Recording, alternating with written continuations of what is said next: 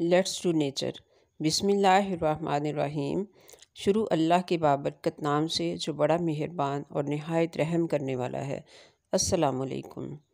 Let's to nature کی جانب سے آج میں آپ کے سامنے حضرت ابراہیم علیہ السلام کی زندگی میں پیش آنے والے حالات و واقعات کو قرآن حکیم کی روشنی میں مختصر طور پر بیان کروں گی۔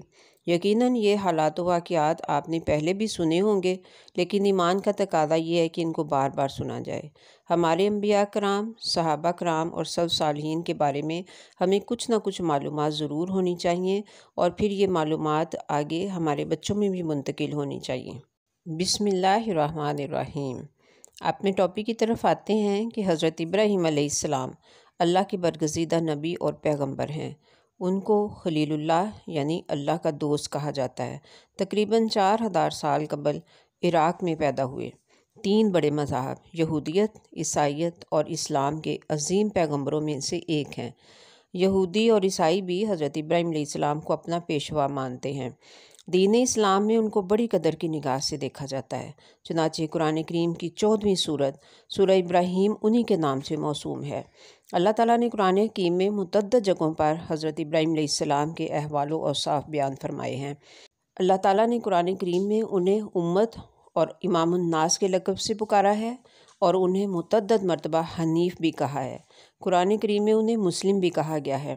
قرآن مجید میں بہت سارے ایسے انبیاء کرام علیہ السلام کا تذکرہ ہے جو حضرت ابراہیم علیہ السلام کی نسل میں سے ہیں۔ حضرت ابراہیم علیہ السلام کو بچپن سے ہی قلب سلیم عطا کیا گیا تھا، چنانچہ انہوں نے ابتدا ہی سے بت پرستی کی مخالفت کی۔ جب انہوں نے اللہ تعالیٰ کی مخلوقات میں غور و فکر کیا تو انہیں یقین ہو گیا تھا کہ اس ساری کائنات کو پیدا کرنے والا ایک ہی معبود حقیقی ہے جس کا کوئی شریک نہیں۔ سورہ انعام آیات نمبر 74 تا 79 میں اللہ تعالیٰ کا ارشاد ہے، اور اس طرح سے ہم ابراہیم کو آسمانوں اور زمین کی سلطنت کا نظارہ کراتے تھے، اور مقصد یہ تھا کہ وہ مکمل یقین رکھنے والوں میں شامل ہو جائیں۔ چنانچہ جب رات چھائی تو انہوں نے ایک ستارہ دیکھا تو کہنے لگے، یہ میرا رب ہے۔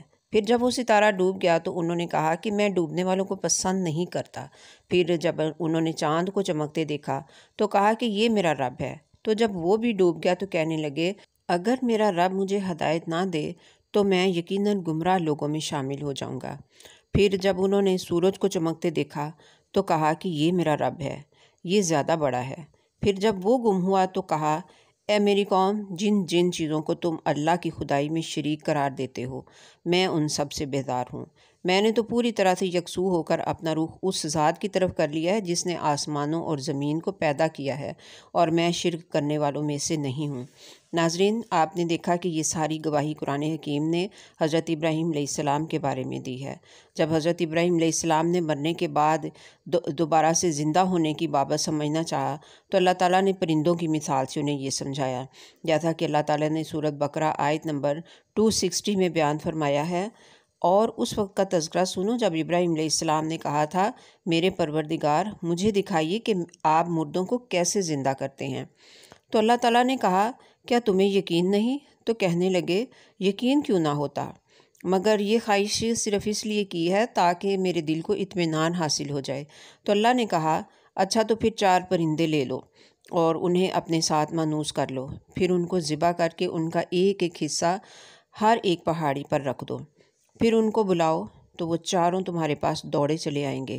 تو اس طرح سے اللہ تعالیٰ نے حضرت ابراہیم علیہ السلام کو مرنے کے بعد زندہ کرنے کا مشاہدہ بھی کروا دیا۔ حضرت ابراہیم علیہ السلام کا والد آزر جو تھا وہ ایک مذہبی پیشوا تھا، اور وہ بت بنا کر بیچا کرتا تھا۔ حضرت ابراہیم علیہ السلام نے بچپن سے ہی بتوں کی عبادت کی مخالفت کی تھی، اور جیسے جیسے وہ جوان ہوتے گئے تو انہوں نے کھل کر بتوں کی مخالفت کرنی شروع کر دی تھی۔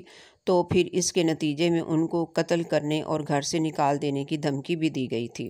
حضرت ابراہیم علیہ السلام کے ساتھ ایک اور واقعہ بھی پیش آیا کہ حضرت ابراہیم علیہ السلام نے ایک عبادت گاہ میں گھس کر ایک بڑے بت کے علاوہ تمام چھوٹے بتوں کے ٹکڑے ٹکڑے کر دیے، اور اس کا ذکر قرآن کریم میں سورۃ الانبیاء آیات نمبر 58 تا 63 میں ہے، جن کا ترجمہ اس طرح سے ہے کہ چنانچہ ابراہیم نے ان کے بڑے بت کے سوا ان کے سارے بتوں کو ٹکڑے ٹکڑے کر دیا تاکہ وہ لوگ اس کی طرف رجوع کریں، تو وہ کہنے لگے کہ ہمارے خداؤں کے ساتھ یہ حرکت کس نے کی ہے؟ وہ کوئی بڑا ہی ظالم تھا۔ کچھ لوگوں نے کہا کہ ہم نے ایک نوجوان کو سنا ہے کہ وہ ان بتوں کے بارے میں باتیں بنایا کرتا ہے، تو اسے ابراہیم کہتے ہیں۔ تو انہوں نے کہا کہ اس کو سب لوگوں کے سامنے لے کر آؤ تاکہ سب گواہ بن جائیں۔ پھر جب حضرت ابراہیم کو لایا گیا تو وہ بولے، ابراہیم، کیا ہمارے خداؤں کے ساتھ یہ حرکت تم نے کی ہے؟ تو ابراہیم نے کہا، نہیں، بلکہ یہ حرکت ان کے اس بڑے سردار نے کی ہے۔ آپ انہی بتوں سے ہی پوچھ لو اگر یہ بولتے ہیں۔ اسی طرح سے سورہ صافات آیات نمبر 88 اور 89 میں اس واقعہ کا تذکرہ کچھ اس طرح سے ہے کہ وہ کوئی جشن کا دن تھا جس میں ساری قوم شہر چھوڑ کر کہیں جایا کرتی تھی۔ حضرت ابراہیم علیہ السلام نے ان کے ساتھ جانے سے معذرت کر لی، اور جب سارے لوگ چلے گئے تو بت خانے میں جا کر سارے بتوں کو توڑ ڈالا، صرف ایک بت کو چھوڑ دیا۔ بعض روایات سے یہ بھی معلوم ہوتا ہے کہ حضرت ابراہیم علیہ السلام نے بتوں کو توڑ کر اپنا تیشہ بھی بڑے والے بت کے گلے میں لٹکا چھوڑا۔ تو اس عمل سے حضرت ابراہیم علیہ السلام کا مقصد یہ تھا کہ وہ لوگ اپنی آنکھوں سے ان بتوں کی بے بسی کا منظر دیکھ سکیں اور یہ سوچیں کہ یہ بت جو خود اپنا دفاع نہیں کر سکتے، وہ دوسروں کی کیا مدد کریں گے۔ پھر اس کے علاوہ حضرت ابراہیم علیہ السلام کا نمرود بادشاہ کے ساتھ بھی مناظرہ ہوا، جس میں کہ حضرت ابراہیم علیہ السلام نے کہا تھا کہ میرا رب تو وہ ہے جو سورج کو مشرق سے نکالتا ہے، تو اس کو مغرب سے نکال کے دکھا دے۔ تو وہ کافر حیران و پریشان رہ گیا تھا۔ تو مناظرہ میں حضرت ابراہیم علیہ السلام کے اس منطقی جواب پر غور کرنے کی بجائے یہ شاہی فرمان جاری کر دیا گیا کہ اس کو جلا ڈالو اور اپنے معبودوں کی مدد کرو۔ تو اس طرح سے حضرت ابراہیم علیہ السلام کو آتش نمرود میں ڈالے جانے کا واقعہ پیش آیا، مگر اللہ تعالیٰ کے حکم سے آگ ابراہیم علیہ السلام کے لیے ٹھنڈی ہونے کے ساتھ ساتھ سلامتی اور آرام کی چیز بن گئی۔ قرآن حکیم کی سورۃ الانبیاء آیات نمبر 68 اور 69 میں اللہ تعالیٰ کا فرمان ہے، وہ ایک دوسرے سے کہنے لگے، آگ میں جلا ڈالو اس شخص کو اور اپنے خداؤں کی مدد کرو اگر تم میں کچھ کرنے کا دم خم ہے۔ چنانچہ انہوں نے حضرت ابراہیم علیہ السلام کو آگ میں ڈال دیا اور ہم نے کہا، اے آگ ٹھنڈی ہو جا اور ابراہیم کے لیے سلامتی والی بن جا۔ اس طرح سے اللہ تعالیٰ کے حکم سے وہ آگ حضرت ابراہیم علیہ السلام کو کچھ بھی نقصان نہ پہنچا سکی۔ تو اس قوم کی سب سے بڑی بد نصیبی یہ تھی کہ اتنا بڑا معجزہ دیکھنے کے باوجود بھی ایک آدمی بھی ایمان نہیں لایا۔ پھر حضرت ابراہیم علیہ السلام عراق چھوڑ کر ملک شام تشریف لے گئے، پھر وہاں سے فلسطین چلے گئے اور وہیں پر مستقل قیام فرما کر اسی کو پھر دعوت کا مرکز بنایا۔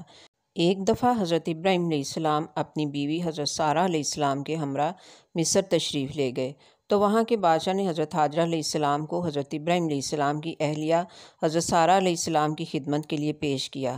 اس وقت تک حضرت سارہ علیہ السلام کی کوئی اولاد نہیں ہوئی تھی۔ تو مصر سے حضرت ابراہیم علیہ السلام پھر واپس فلسطین تشریف لائے، تو حضرت سارہ علیہ السلام نے خود حضرت حاجرہ علیہ السلام کا نکاح حضرت ابراہیم علیہ السلام سے کروا دیا۔ اس بڑھاپے کی عمر میں حضرت حاجرہ علیہ السلام کے بطن سے حضرت اسماعیل علیہ السلام پیدا ہوئے، پھر کچھ عرصہ کے بعد حضرت سارہ علیہ السلام کے بطن سے حضرت اسحاق علیہ السلام پیدا ہوئے۔ پھر اللہ تعالیٰ کے حکم سے حضرت ابراہیم علیہ السلام نے اپنی بیوی حضرت حاجرہ علیہ السلام اور اپنے بیٹے حضرت اسماعیل علیہ السلام کو مکہ مکرمہ کے چٹیل میدان میں بیت اللہ کے قریب چھوڑ دیا اور عرض گزار ہوئے، اے ہمارے پروردگار، میں نے اپنی کچھ اولاد کو آپ کے حرمت والے گھر کے پاس ایک ایسی وادی میں بسایا ہے جس میں کوئی کھیتی نہیں ہوتی۔ پروردگار، یہ میں نے اس لیے کیا تاکہ وہ نماز قائم کریں، لہٰذا لوگوں کے دلوں میں ان کے لیے کشش پیدا کر دیجئے اور ان کو پھلوں کا رزق عطا فرمائیے تاکہ وہ شکر گزار بن جائیں۔ تو حضرت ابراہیم علیہ السلام کی دعا ایسی قبول ہوئی کہ دنیا بھر کے مسلمانوں کے دل مکہ مکرمہ کی طرف کھنچے چلے جاتے ہیں۔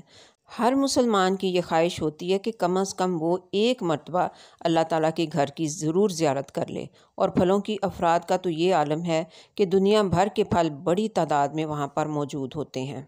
اللہ تعالیٰ کے حکم سے اپنی بیوی اور بیٹے کو اس بے آب و گیاہ وادی میں چھوڑ کر حضرت ابراہیم علیہ السلام واپس چلے گئے، اور حضرت حاجرہ علیہ السلام کے پاس جب کھانے پینے کا سامان ختم ہو گیا اور کچھ باقی نہ رہا تو وہ بے چین ہو کر قریب کی پہاڑی صفا اور مروہ پہاڑیوں پر پانی کی تلاش میں دوڑیں، چنانچہ پانی کا چشمہ زمزم جاری ہو گیا۔ کچھ مدت کے بعد ایک قبیلہ بنو جرہم کا ادھر سے گزر ہوا۔ وہاں پر پانی کی سہولت دے کر قبیلے والوں نے حضرت حاجرہ علیہ السلام سے وہاں پر قیام کی اجازت چاہی، تو حضرت حاجرہ علیہ السلام نے انہیں وہاں قیام کرنے کی اجازت دے دی۔ چند سالوں بعد حضرت ابراہیم علیہ السلام کو خواب میں دکھایا گیا کہ وہ اپنے اکلوتے بیٹے اسماعیل کو ذبح کر رہے ہیں، کیونکہ نبی کا خواب سچا ہوا کرتا ہے۔ چنانچہ اللہ کے اس حکم کی تعمیل کے لیے فوراً فلسطین سے مکہ مکرمہ پہنچ گئے، جیسا کہ سورۃ صافات میں اللہ تعالیٰ کا فرمان ہے کہ پھر جب وہ لڑکا ابراہیم علیہ السلام کے ساتھ چلنے پھرنے کے قابل ہو گیا تو انہوں نے کہا، بیٹے میں خواب میں دیکھتا ہوں کہ میں تمہیں ذبح کر رہا ہوں، اب تم سوچ کر بتاؤ کہ تمہاری کیا رائے ہے؟ فرما بردار بیٹے اسماعیل نے جواب دیا، ابا جان جو کچھ آپ کو حکم دیا جا رہا ہے اسے کر ڈالیے، انشاءاللہ آپ مجھے صبر کرنے والوں میں پائیں گے۔ اور پھر اللہ تعالیٰ کی رضا کے لیے حضرت ابراہیم علیہ السلام نے تاریخ انسانی کا وہ عظیم کارنامہ انجام دیا جس کا مشاہدہ نہ اس سے پہلے کبھی زمین و آسمان نے کیا اور نہ اس کے بعد کریں گے۔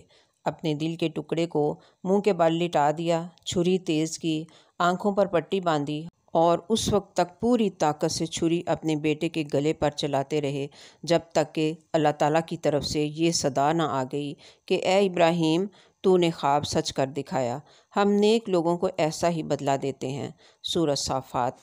چنانچہ حضرت ابراہیم علیہ السلام کی جگہ جنت سے ایک مینڈھا بھیج دیا گیا جسے حضرت ابراہیم علیہ السلام نے ذبح کر دیا۔